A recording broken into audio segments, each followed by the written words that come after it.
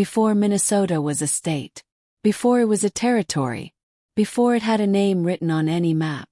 This land was already old. The rivers had carved their paths for thousands of years. The forests had risen and fallen. The prairies had watched generations come and go. And long before European settlers arrived, people lived here who believed deeply that they were not the first. They told stories of others who came before them, others who were stronger, larger, and sometimes dangerous. These were not fairy tales. They were warnings. They were memories. This is the story of the ancient giants of Minnesota, a story buried beneath soil, silence, and forgotten history. The first stories is of Dakota and Ojibwe memory. Long before written language arrived in this region, history was preserved through oral tradition. The Dakota and Ojibwe people passed knowledge carefully, word by word, generation by generation.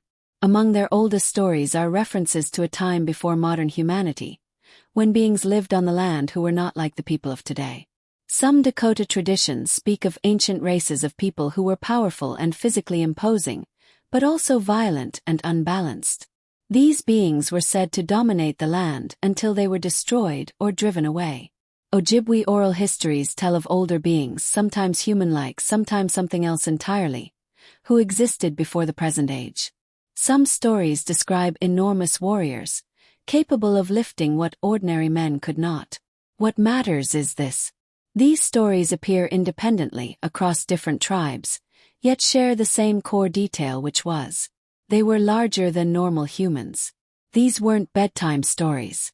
They were lessons, warnings about pride, power, and imbalance. The mound builders of Minnesota. Scattered across Minnesota are thousands of ancient burial mounds. Some are small and rounded. Others are massive. Some shaped like animals, bears, birds, serpents. When Europeans first encountered these mounds in the 1700s and 1800s, they were already ancient. No one knew who built them. Early settlers called them the work of a lost race. When excavation began, expectations were simple. Pottery, tools, bones.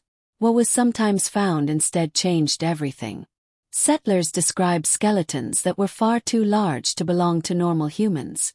Leg bones so long they suggested heights of 7, 8, even 9 feet. Skulls unusually thick. Jawbones wide and heavy. In several Minnesota counties, especially near the Mississippi River, multiple reports describe giant skeletons buried deliberately, often with ceremonial objects. These were not isolated bones. They were full burials. The 1800s were a time of expansion. Farmers dug wells. Railroads cut through land. Towns expanded. And again, bones were uncovered. Local newspapers began documenting these discoveries. Reports from Minnesota, Wisconsin, Iowa, and the Dakotas described skeletons over 7 feet tall, teeth twice normal size, a massive rib cages, multiple large bodies buried together. These weren't tabloids. They were small-town newspapers, written by people reporting what their neighbors found. Some articles even included measurements. And then something strange happened. By the early 1900s, the reports stopped. Where did the bones go? Many early reports say the remains were sent east, to universities, to museums, to the Smithsonian. But today, there is no official record of giant skeletons from Minnesota. No bones, no measurements, no preserved remains. Skeptics argue exaggeration. Others argue misidentification. But the question remains. Why did reports stop once professional archaeology took control? And why are similar stories found across the entire Mississippi Valley, not just Minnesota? When institutions decide what counts as history, everything else disappears. Native silence and protected truth. As excavation increased, Native communities watched their sacred sites disturbed. Bones were removed. Burials were opened. Artifacts were displayed without permission. Eventually, many tribes chose silence. Not because the stories weren't real, but because they were not meant for outsiders. Some elders have quietly acknowledged that the stories of large ancient people are real, but misunderstood. They were not heroes. They were not gods. They were a warning. Science, skepticism, and lost history. Modern science requires proof. And today there is none. But science also admits this. Human history is incomplete. Bones decay. Records vanish. Entire cultures disappear. The absence of evidence is not evidence of absence, especially when memory outlives material remains. Why the giants still matter? This story is not really about giants. It's about who gets to decide history. What we preserve.